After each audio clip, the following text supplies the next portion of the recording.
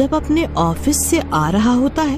अरे पल पल न माने टिंकू जिया, अरे टिंकू जिया, अरे मेरा जिया, आज इश्क का मंजन चखूंगा पिया।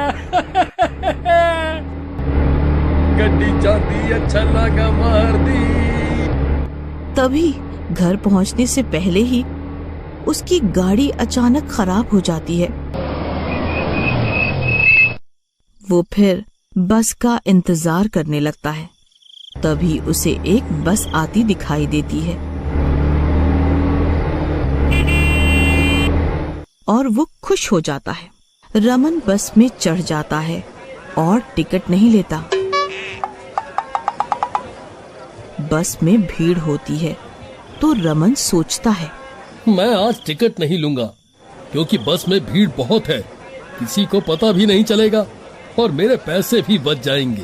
किसी तरह जब कंडक्टर टिकट के लिए पीछे जाता तो रमन आगे आ जाता और कंडक्टर के आगे आने पर रमन पीछे चला जाता। इस तरह वो टिकट ना लेकर बहुत खुश था। कुछ देर बाद रमन कुछ अजीब सा महसूस करता है, जैसे उससे कोई डरा रहा हो। उसे डरावनी सी आवाजें आने लगती हैं।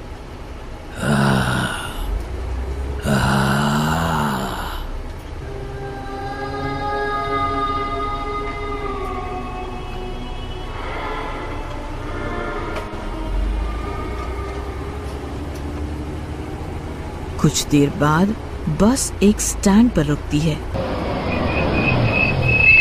तब रमन उस बस के ड्राइवर से पूछता है, मुझे इस बस में डरावनी सी आवाजें क्यों आ रही थीं? ऐसा क्या है इस बस में? ड्राइवर उसे बस कंडक्टर की कहानी बताता है। इस बस में एक बार एक कंडक्टर को मार दिया गया था। किसने और क्यों मारा उसे? ये उन दिनों की बात है जब उस दिन हमारी बस हिमालय की तरफ जा रही थी। रात बहुत हो गई थी, सर्दियां भी बहुत थी। उस टाइम तो कोहरे से धुंधला धुंधला सा दिखाई दे रहा था।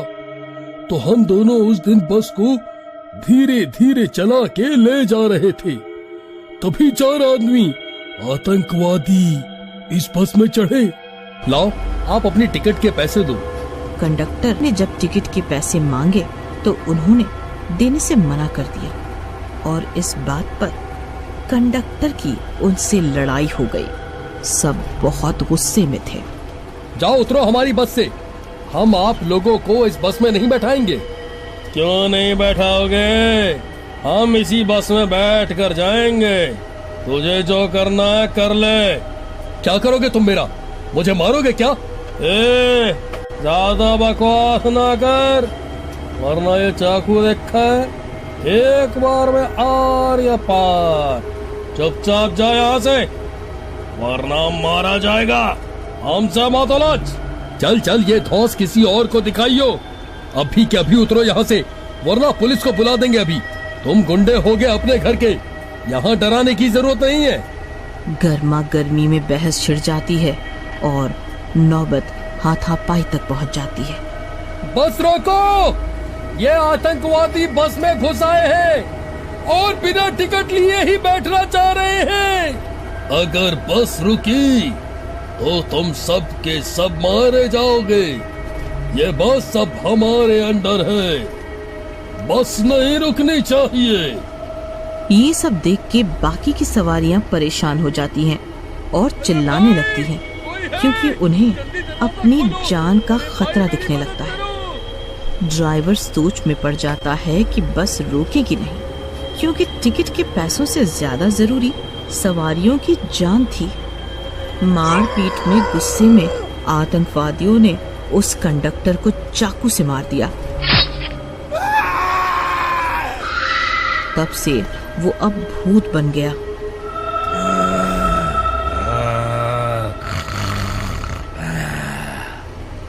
और तब से उसकी आत्मा इस बस में रहती है।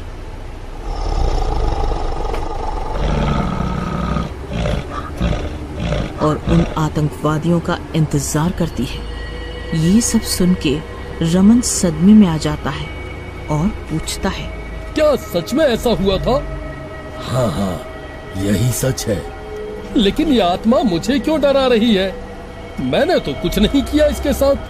तुमने भी शायद टिकट नहीं ली होगी, तभी वो आपको परेशान कर रहा होगा। मैंने भी टिकट नहीं ली। नहीं, मुझे माफ कर दो। मैं आज के बाद फिर कभी ऐसा नहीं करूंगा। हाय राम, आज तो बच गए। कुछ दिनों बाद जब वो भूतिया बस वहाँ से निकलकर जाती है, तभी वो 4 बदमाश लड़के उस बस में चढ़ते हैं। पारदेसी पारदेसी जाना नहीं, हमें छोड़ के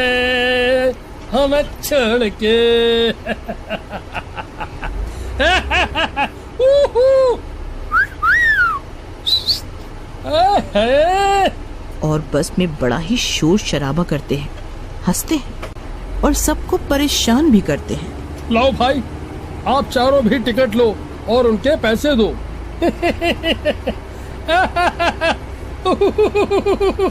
कहते हैं पैसे चाहिए। भाइयों, इस कंडक्टर को देखो तो सही, बड़ा आया टिकट देने वाला। टिकट तो लेनी ही पड़ेगी।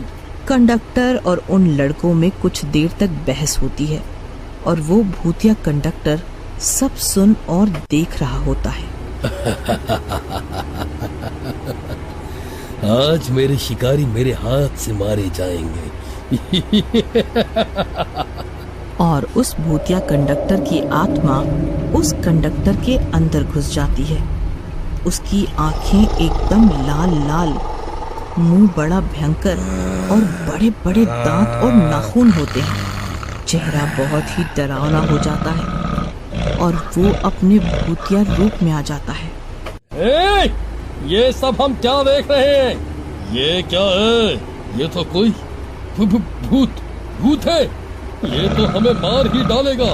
नहीं, हमें कोई बचाओ, इस भूत से कोई तो बचाओ। याद करो वो दिन जब तुम सब ने मुझे इसी बस में बारी बारी से चाकू से मारा था।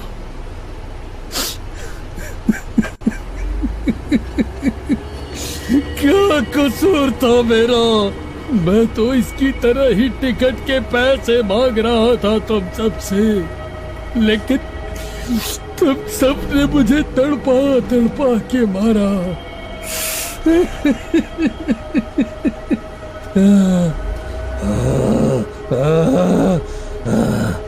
आज मैं तुम्हें जिंदा नहीं छोड़ूंगा। नहीं, ऐसा मत करो, हमें माफ कर दो। हम फिर कभी भी ऐसा नहीं करेंगे। अब तुम सब मुझसे बचकर कहाँ जाओगे? भागो, कहाँ भागोगे?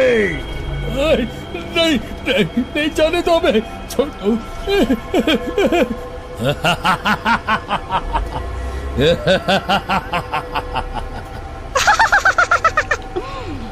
बस चलती रहती है और भूत उन बदमाशों का पीछा नहीं छोड़ता, उनको बहुत मारता है। नहीं, अब हमें छोड़ दो।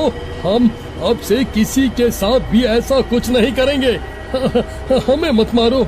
नहीं, आज तो मैं तुम सबको नहीं छोड़ूंगा। तुम्हें मार कर ही तो मुझे इस आत्मा से मुक्ति मिलेगी। इसी तरह अंधेरा हो जाता है। जोर जोर से बारिश होने लगती है, बिजली कड़कने लगती है, लेकिन बस नहीं रुकती। वो अपनी रफ्तार में चलती रहती है। कुछ देर और चलने के बाद बस एक पहाड़ी पर जाके रुकती है और सुनसान पहाड़ी, भयानक आवाजें और साए साए हवा चलने लगती है। घना अंधेरा छा जाता है।